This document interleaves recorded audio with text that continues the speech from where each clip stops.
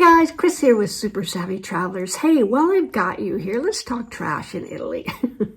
And I'm talking about real trash, like garbage trash. Okay, so you probably all know that recycling is a very big deal here, and it's very stringent, and it can be very strict. And so I think Monday we get rid of our organico, which is all your, wet garbage. And Tuesday we get rid of all our cans and bottles. Wednesday's undifferentiated. And then Thursday is, I don't even know what. Oh yeah, cartone. Oh, pizza boxes and things like that. And then of course Saturday is like, organico and whatnot. Anyway, my point is it's very, very strict. And I have been turned away from the trash bins if I had the wrong trash on the wrong day.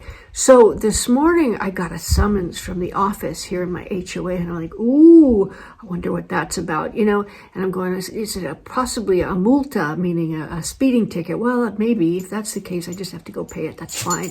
Is it, another death threat? Oh, maybe. Well, I've lived through 2 death threats already, so I think I'm okay.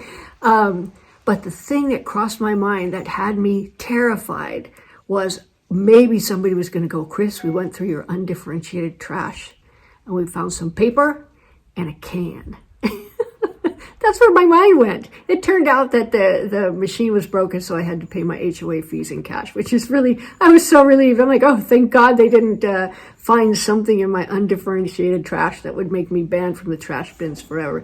But anyway, it's a funny story. Just bear in mind that they're very serious about trash pickup on certain days, and you get a little infographic on all of that and get it all set up in special bags and whatnot.